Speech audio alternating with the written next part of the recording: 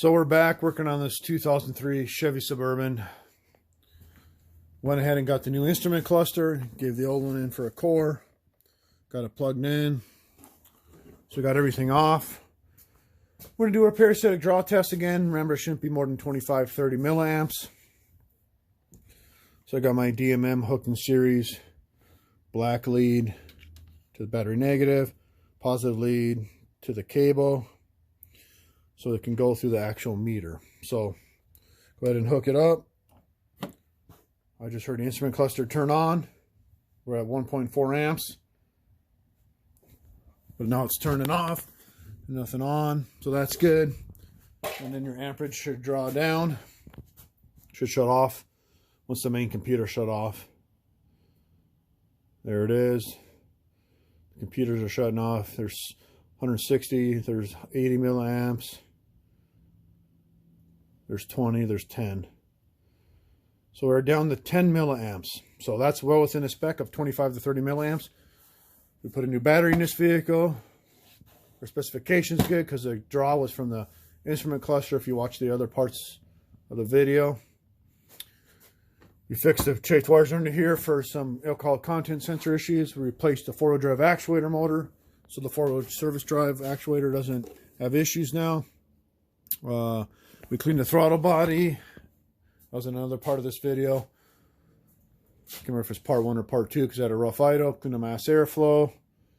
Like I said, the fuel alcohol content sensor had a wiring issue. So what we got to do now is there's a a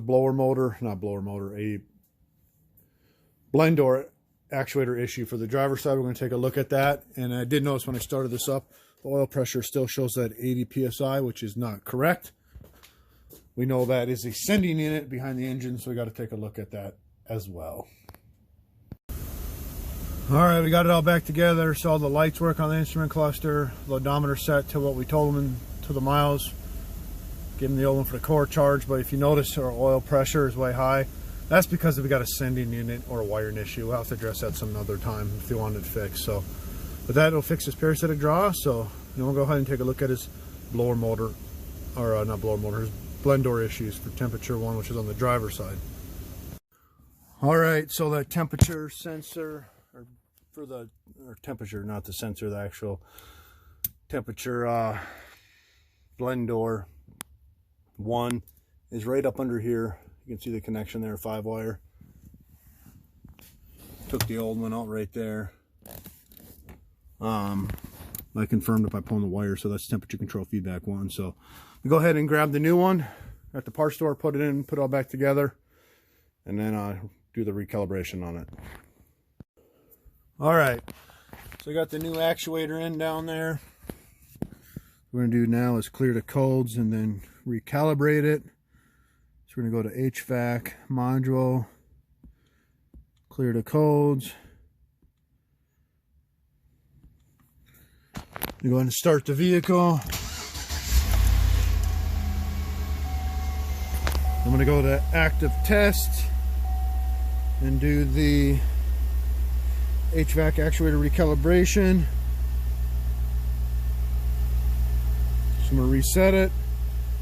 Procedure's in progress, and it's moving all of its actuators. Mode, temperature, blend, I mean everything. Well, hang on, I got to get calm back to the vehicle.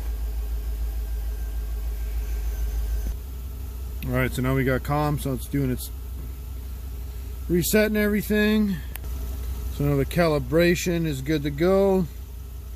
Make sure there's no trouble codes. No trouble codes. Just to show you. Nothing there. Now we can look at our live data. So our live data is good. So the left commanded is 198, the actual is 198, the right commanded is 53, the actual is 53. If I change the temperatures here, it's going to do that. I'm just going to one extreme to the other. So left commanded is 56, actual is 56, right commanded is 181, actual is 181. So we're left against 56, actual is 61, 62, so we're within our parameters, so we're all good there. So what we're going to do now is put our cover back on under there. And that is it for this vehicle. Eventually we need to replace the sending unit, which is behind the engine on these 5.3s, and that'll fix your oil pressure gauge there. But that is it for this 2003 Chevy Suburban.